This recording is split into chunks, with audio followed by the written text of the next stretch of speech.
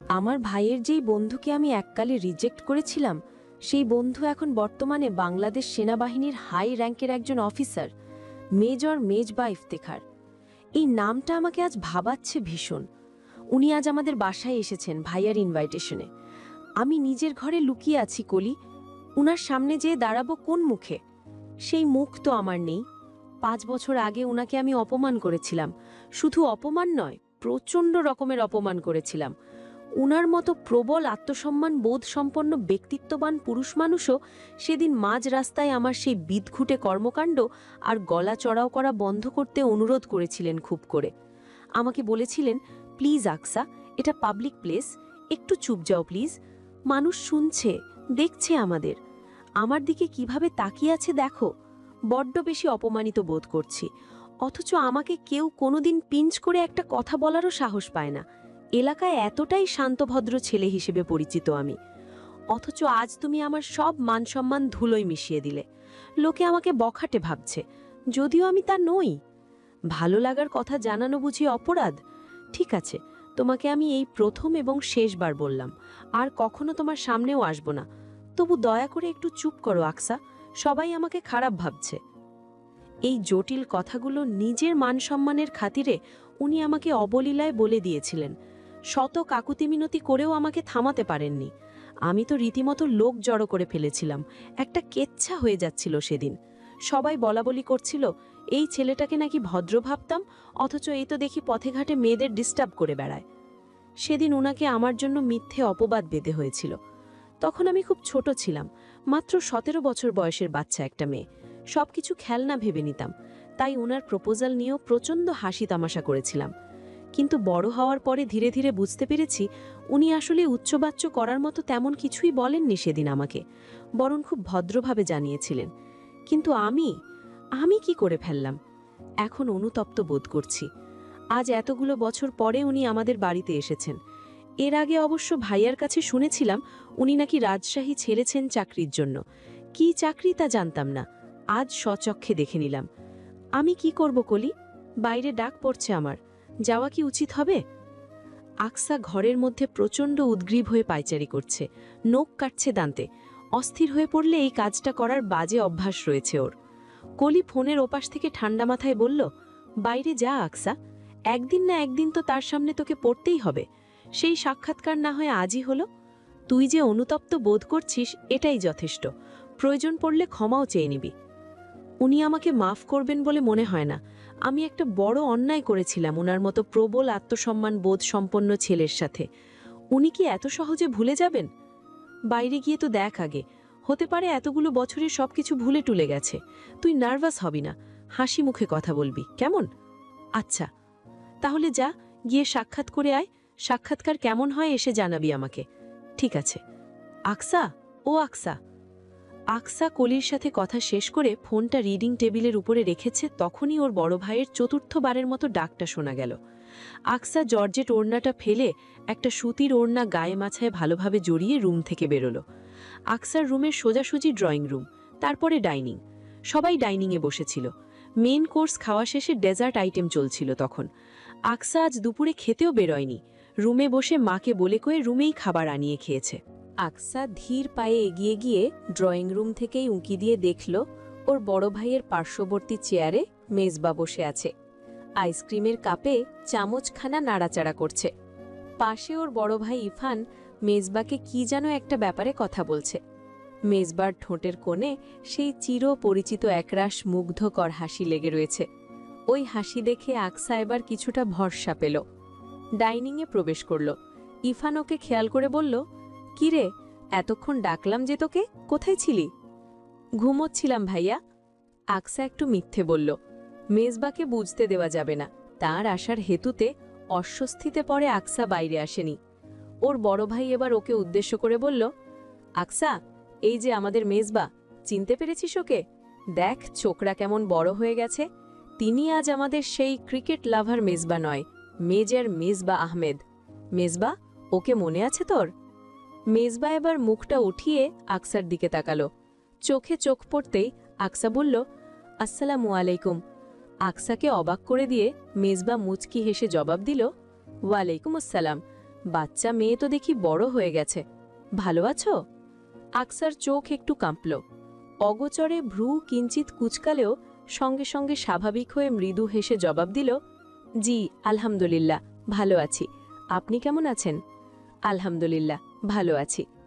আকসার কেমন জানি বোধ হলো ও এতটাও ভালো আচরণ আশা করেনি। ভেবেছিল মেজবা হয়তো কথাই বলবে না ওর সাথে, আর যদিও বা কথা বলে তবে মুখটা বাংলার প্যাচের মতো হয়ে থাকবে। কিন্তু এ তো দেখি ঘটনা উল্টো। আকসা তবু মনে মনে খুশি হলো খুব।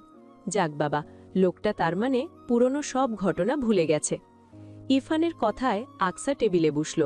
তারপর একটা আইসক্রিমের কাপ নিয়ে আইসক্রিম খেতে ব্যস্ত হলো। খাওয়ার ফাঁকে অগোচরে মাঝে মধ্যে মেজবাকে দেখতে লাগল।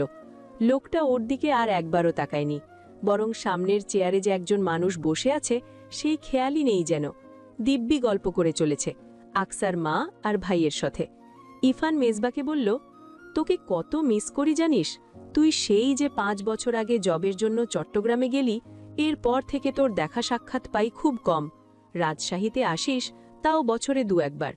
ফোনে কথা হলেও কি মন ভরে? আমি তো লোকজনকে তোর নামে অভিযোগ করি যে আমার বাচ্চাকালের বন্ধু আমাকে ভুলে গেছে। ইরফানের কথায় মেজবা মুচকি হল। তারপর ছোট্ট করে জবাব দিল, জবের জন্য ব্যস্ত ছিলাম অ্যাকচুয়ালি। আমাদের জব জানিসই তো কেমন, ছুটি খুবই কম পাওয়া যায়।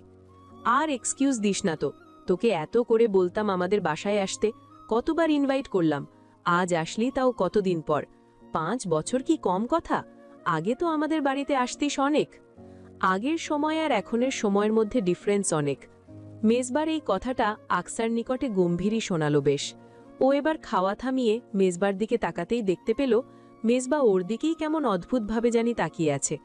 আকসা একটু অপ্রস্তুত হল, সৌজন্যমূলক হাসিও দিল। তৎক্ষণাৎ মেজবা ওর দিক থেকে চোখ সরিয়ে নিয়ে ইরফানের সাথে কথা বলায় ব্যস্ত হল। আকসার মা আয়েশা পরদিন নওয়াবি সেমাইয়ের ডেজার্ট বোলটা মেজবার দিকে এগিয়ে দিয়ে বললেন, এটা খাও বাবা, তুমি তো তেমন কিছুই খেলে না। মিষ্টি একটু কম খাই আন্টি। মেজবা ভদ্রতাসূচক হেসে কথাটা বলতেই পাশ থেকে ইরফান বলে উঠল, হ্যাঁ মা, ও তো মিষ্টি জাতীয় খাবার কম খায়। তোমার মনে নেই আগে যখন ও আমাদের বাসায় আসতো তখন তুমি চা বানালে চায়ে চিনি দিতে নিষেধ করত? আর এখন তো ও আরও বেশি ডিসিপ্লিনড, মিষ্টি জাতীয় কোনো খাবারই খায় না। দেখো না এক্সারসাইজ করে বডি কেমন বানিয়েছে। ইরফান বেশ চটপটে, কথা বলে বেশি, আর এদিকে মেজবা চুপচাপ, কথা বলে কম। এক কথায় বলা চলে ইন্ট্রোভার্ট পারসন। আকসা এবার সরাসরি মেজবার দিকে তাকালো। তার পরনে একটা deep almond old money Saxon cable polo T shirt আর black colour formal pant.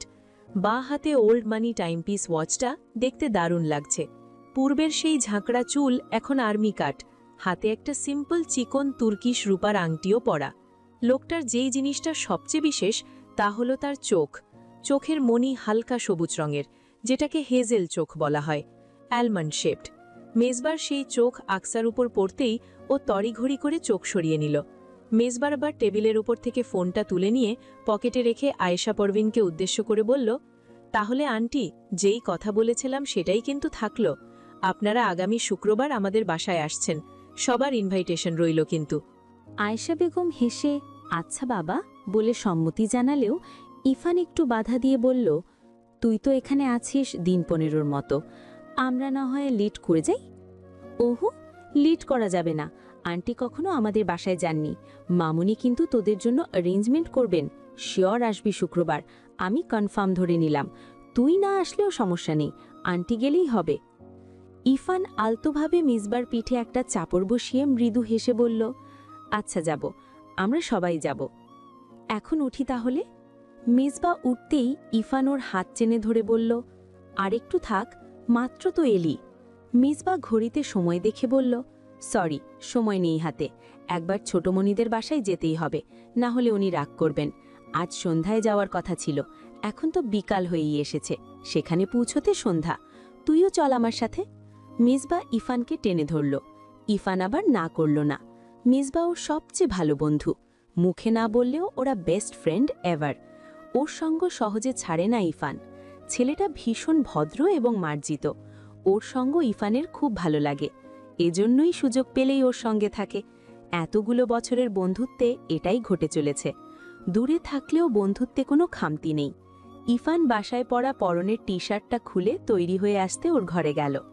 Ayesha Parvin তখন টেবিল থেকে সব এঁঠো প্লেট আর খাবার সরিয়ে নিয়ে রান্নাঘরে গিয়েছেন। আকসা এতক্ষণ চুপচাপ ফোন দেখার ভান করছিল। এবার সবাই যেতেই খেয়াল করল ডাইনিংয়ে শুধুমাত্র ও আর মেজবা ইফতেখার। ওর হঠাৎ এবার ক্ষমা চাওয়ার কথাটা মাথায় এলো। চটপট মেজবার দিকে তাকালো। মেজবা ফোন স্ক্রল করছিল তখন। আকসাকে গুরুত্বপূর্ণ কেউ হিসেবে যেন ধরছেই না ও। এমনটাই বোধ হলো আকসার। তবুও ও ক্ষমা চাওয়ার জন্য কথা বলার চেষ্টা করল। হালকা কাশি দিয়েও যখন মেজবার মনোযোগ আকর্ষণ করতে পারল না, তখন হালকা স্বরে ডাকল, মেজবা।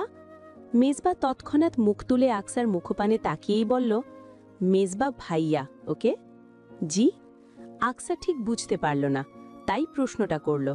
মেজবা জবাব দিল, কারেকশন করিয়ে দিলাম, বয়সে খুব সম্ভবত বছর 7 বড়া হই তোমার। বড়দের কিভাবে সম্মান করতে হয় জানো না? নো প্রবলেম, না জানলে আমি শিখিয়ে দিচ্ছি।